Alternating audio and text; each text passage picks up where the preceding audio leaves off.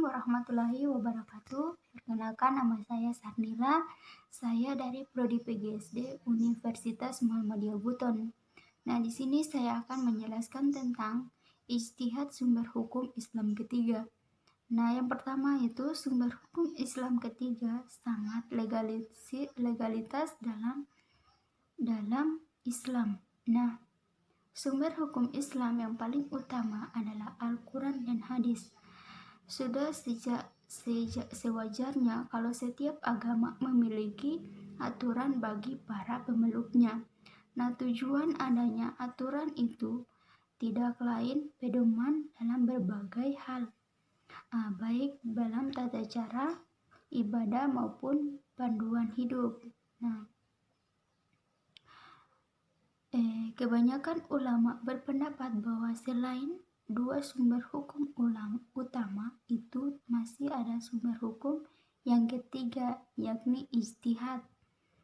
Nah, kata ijtihad sendiri berasal dari kata ijtihad, yajtahidu ijtihadan, yang memiliki arti menggerakkan segala kemampuan yang ada pada diri dalam menanggung beban.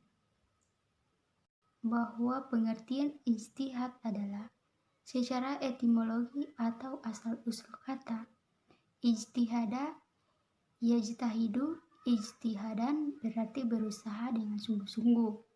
Nah, sedangkan secara terminologi atau istilah adalah upaya maksimal seorang mujtahid dalam menemukan hukum syara yang berkaitan dengan perbuatan manusia yang bersumber dari Al-Quran dan hadis.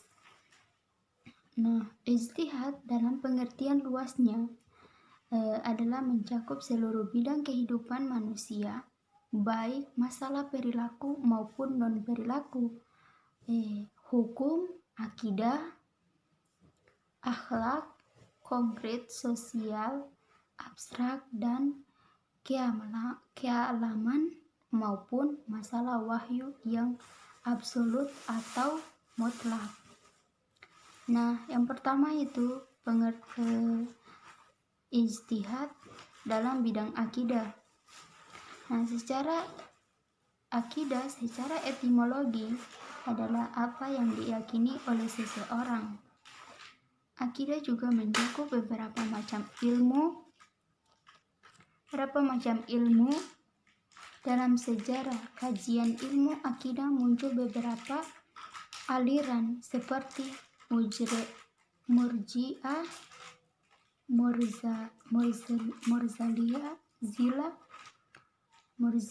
dan masing-masing aliran menggunakan Al-Quran dan hadis sebagai acuan mereka untuk membaca, mempelajari, dan meneliti ayat Al-Quran dan hadis.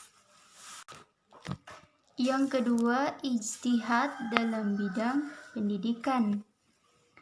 Objek ijtihad dalam bidang pendidikan adalah materi pembelajaran atau metode pembelajaran, media pembelajaran, perilaku peserta didik, perilaku pendidik, lembaga, lingkungan, dan lain-lain.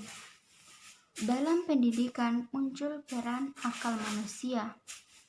Kemungkinan terjadi perbedaan pendapat sangat terbuka. Oleh karena itu, ijtihad terjadi sebagai penyelesaian dari kajian yang berbeda. Yang ketiga, ijtihad dalam bidang hukum. Istilah hukum memiliki perbedaan pandangan antara ulama fikih dan ulama usul. Nah, perbedaan tersebut adalah sebagai berikut. Yang pertama, ulama fikih adalah hukum sesuatu yang dipahami dari Al-Quran dan hadis bahwa perbuatan itu wajib, sunnah, haram, mukrah, dan mubah. Sedangkan menurut ulama usul adalah hukum adalah titah Allah Subhanahu wa Ta'ala yang berkenan dengan perbuatan manusia, baik berupa tuntutan ataupun syarat. Yang keempat, ijtihad dalam bidang politik. Contohnya terdapat pada acara pengangkatan pemimpin. Digunakan metode istilah atau pertimbangan kemaslahatan pada masa pemimpin.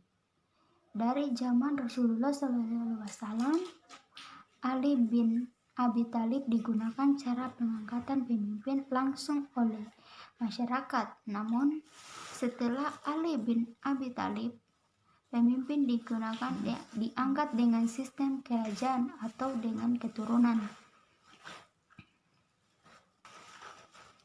Yang kedua, fungsi ijtihad sebagai sumber hukum Islam. Nah, fungsi ijtihad adalah untuk mendapatkan solusi hukum jika ada sesuatu masalah yang harus ditetapkan hukumnya. Akan tetapi tidak ditemukan baik dalam Al-Quran atau hadis. Nah, dari segi fungsi ijtihad memiliki kedudukan yang legalitas dalam Islam. Nah, walaupun dengan demikian, ijtihad tidak dilakukan oleh sembarangan orang, tetapi artinya hanya orang-orang tertentu saja yang memenuhi syarat khusus yang boleh berijtihad. Nah, beberapa syarat tersebut diantaranya adalah sebagai berikut. Nah, yang pertama adalah memiliki pengetahuan yang luas dan mendalam. Yang kedua, mempunyai pemahaman yang baik